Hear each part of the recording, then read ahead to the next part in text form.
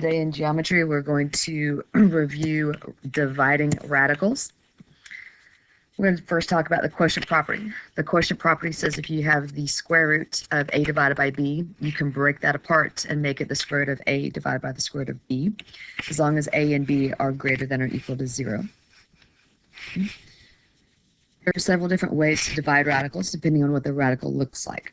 Okay, so the very first way, sometimes you will want to divide or simplify the fraction before we separate it. So number one says the square root of 32 divided by 8. Well, I can divide 32 by 8 and get a nice whole number. So if I do that, this simplifies down to, this will simplify down to 32 divided by 8 is really equal to the square root of 4, right? Because 32 divided by 8 is 4. And then the square root of 4, that's a perfect square, so my answer is simply 2. Number 2 says the square root of 48 divided by 4. Again, underneath the radical, 48 divided by 4, that's a nice whole number, so we want to go ahead and divide that, and then we get the square root of 12. The square root of 12 is not a nice whole number, but we can do factor tree. So remember, we always want to simplify, so 12 came from 4 and 3. 4 breaks down to 2 and 2. So I have a pair of 2's and a 3 left behind. So my answer would be 2 square roots of 3. Number 3 says the square root of 70 divided by 10. Again, I can divide 70 and 10, get a nice whole number. 70 divided by 10 is 7, so I get the square root of 7. Not a perfect square, and I cannot do factor tree on it, so that's our answer. All right. Other times, you will want to separate the fraction into the square root of the top and the square root of the bottom. So if I look at number 1 here, I have the square root of 4 25ths. Okay, I cannot divide 4 by 25 and get a nice whole number. The bigger number is on the bottom, so I'm not going to get a nice whole number. But I can separate this and make this the square root of 4 divided by the square root of 25. Now both of these are perfect squares. So on top, the square root of 4 is 2. On bottom, the square root of 25 is 5. So my answer is simply the fraction 2/5. Number 2, I have the square root of 7/9. Again, I cannot divide those. They don't have any numbers in common that I can reduce or simplify by. So separate, make it the square root of 7 over the square root of 9. On top, the square root of 7 is not a perfect square, and I cannot do factor tree to it, so the top stays the square root of 7. On the bottom, the square root of 9 is a perfect square. It comes out as just 3. So there's my answer. Number 3, the square root of 11/16. Again, 11 and 16, I can't divide. They don't have anything in common, so separate them. So I get the square root of 11 over the square root of 16. On top, the square root of 11 is not a perfect square, and I can't factor tree, so it stays square root of 11. Square root of 16 on the bottom, that's a perfect square, 4. So my answer, the square root of 11 over 4. All right, another way that we will want, so sometimes you want to combine radicals under the same sign and then divide. Okay? So here I have the square root of 32 divided by 8 square roots of 2. 32 and 2 are both underneath the radical. If they're both underneath the radical, you can go ahead and combine them. Okay? And I notice that 32 and 2, I can divide that. That's going to get me a nice whole number. So 32 divided by 2 is really 16. So really, this turns into the square root of 16 over just 8. On top, the square root of 16, that's a perfect square. So that becomes 4 over 8. And then 4 and 8 both have a 4 in common. I can simplify that to 1/2. So that completely simplified down to 1/2.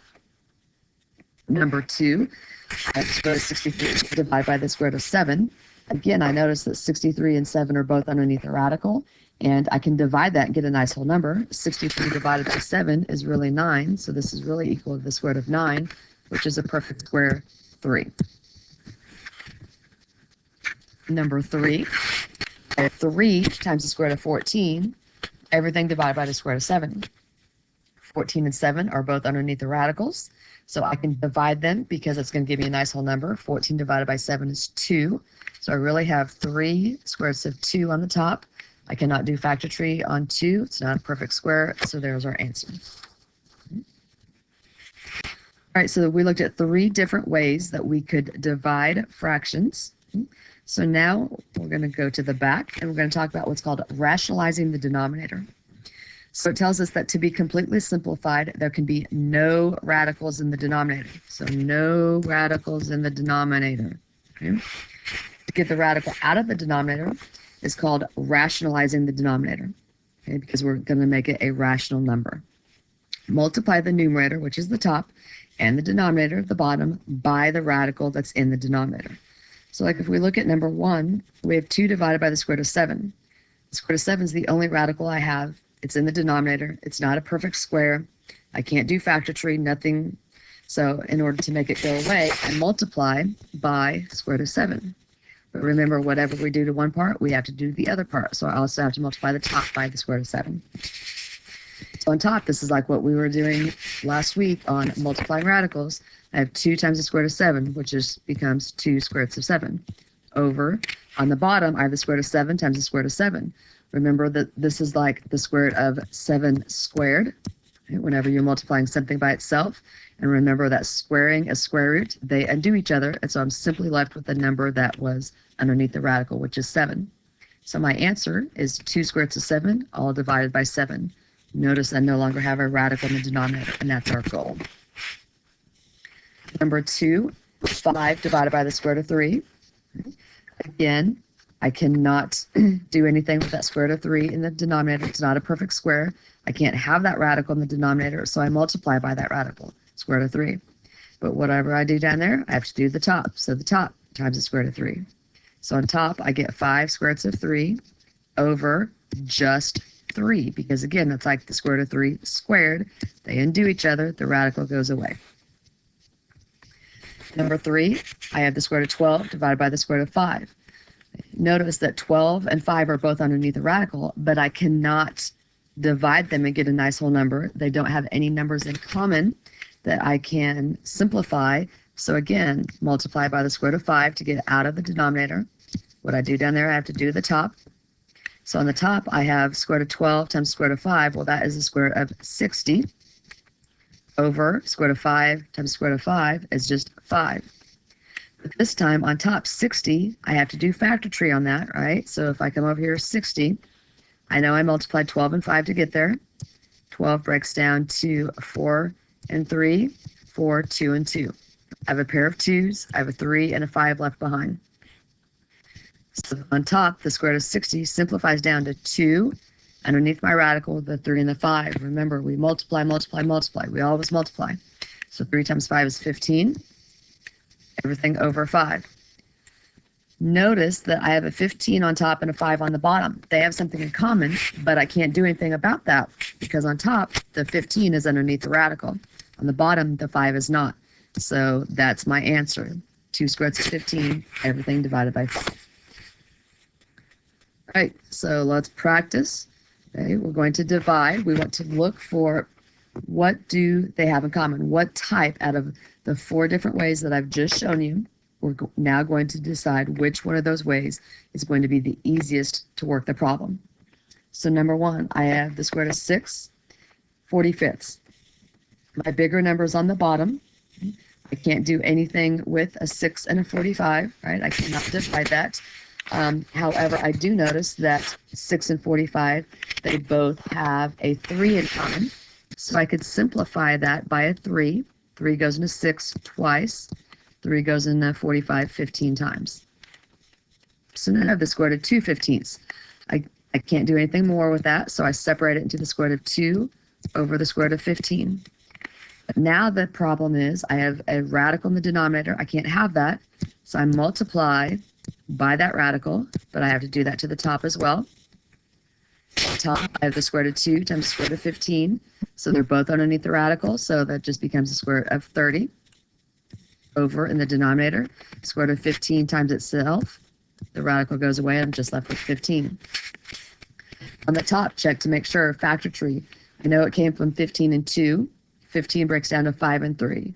5, 3, and 2, nothing's going to be in common to come out, so that is our answer simplified. Number 2, we have the square root of 64 divided by 8. Right off the bat, I see 64 divided by 8. I can do that, get a nice whole number, so that is just the square root of 8. Now, square root of 8, I know I can do factor tree on. That came from 2 and 4. 4 breaks down to 2 and 2. I have a pair of 2's and a 2 left behind. So this reduces down to 2 square roots of 2. Here's our answer.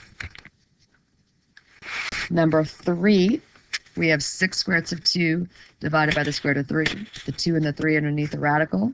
I cannot divide them. I cannot simplify them. I can't have that denominator with the radical, so I multiply by the square root of 3, top and bottom. So on top, I now have 6 out front, and then underneath my radical, 3 times 2 is 6.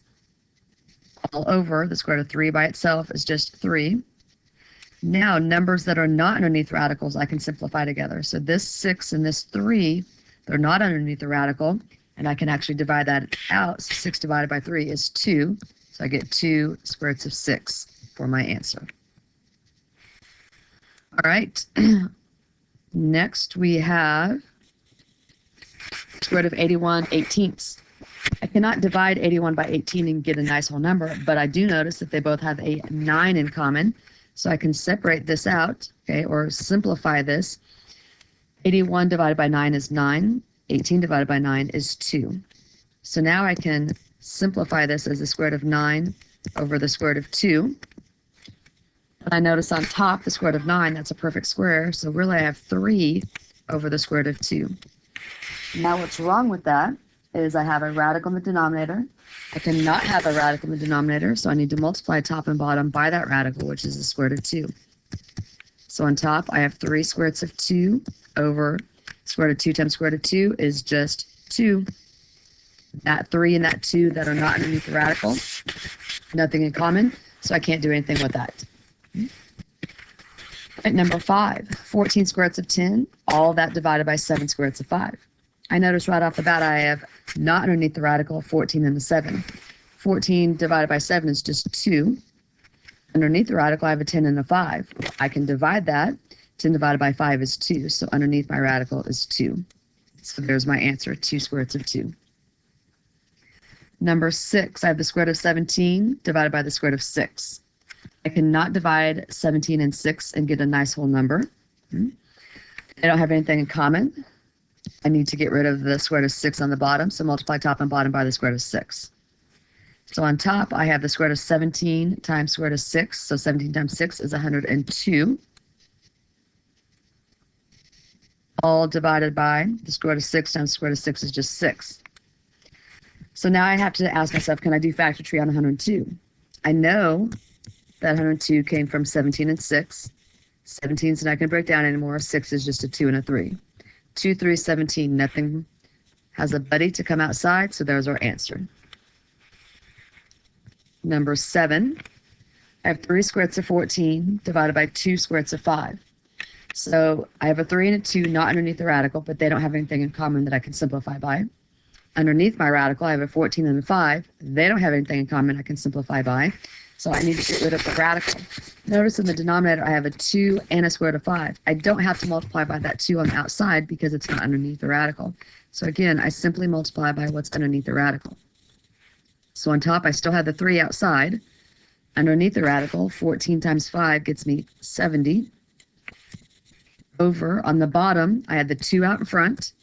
And then square root of 5 times square root of 5 is just 5. So now the top, the square root of 70, that came from a 14 and a 5. 5 I can't break down. 14 breaks down to 7 and 2. Nothing in common, so it stays 3 square roots of 70. On the bottom, 2 times 5 is just 10. The 3 and the 10 are not underneath the radical. They don't have anything in common, so that's our answer. Number 8, I have 6 divided by the square root of 24. Square root of 24, I can't, there's nothing on the top that I can separate that with, right, because the 6 is not underneath the radical. So, but I notice that I can do factor tree. So let's go ahead and do factor tree before we multiply. That way we're not multiplying by huge numbers and we don't have to do factor tree twice. So on the bottom, 24 comes from 12 and 2, 12, 6 and 2, 6, 3 and 2. A pair of 2s and a 3 and a 2 left behind. So right now on top, I still have 6. On the bottom, 24 breaks down to 2 square roots of 6. Now, all I have to multiply by is the square root of 6. So multiply by the square root of 6, top and bottom. So now on top, I have 6 square roots of 6. Over on the bottom, 2 times the square root of 6 times the square root of 6 is just 6. I have a 6 on the top and a 6 on the bottom. Neither one of them are underneath the radical, so they're going to cancel. So now on the top, I just have the square root of 6 over just this 2. So the square root of 6 over 2. Right, number 9, I have 10 square roots of 3 over 20 square roots of 15. Right off the bat, I see the 10 and the 20. I can get rid of my zeros, and I'm simplified down to 1/2. I have a square root of 3 and a square root of 15, both underneath the radical. They both have a 3 in common. So that 3 on top completely goes away and turns this to a 5. So now on top, all I have is a 1. On the bottom, I have a 2 square roots of 5. I can't have that radical on the bottom, so now I simply multiply by the square root of 5. So you see, by reducing first, we're not multiplying by such big numbers. So now on top, I have 1 times the square root of 5, which is the square root of 5. Over, I had this 2 already out front. Square root of 5 times square root of 5 is just 5. So now on top, the square root of 5 over 2 times 5 is 10. The 5 and 10, okay, 5's underneath the radical, 10's not, so I can't combine them. So I have the square root of 5 divided by 10. That is our quick review of dividing radicals. Your homework is a dividing radical worksheet. You can find it on Canvas in today's announcement underneath the assignment or underneath the assignment tab for dividing radicals worksheet. You will do the work on your own sheet of paper.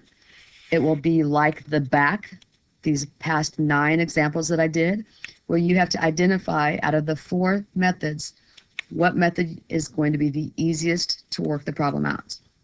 All right, so again, that's dividing radicals. We'll spend a little bit more time tomorrow on this as well.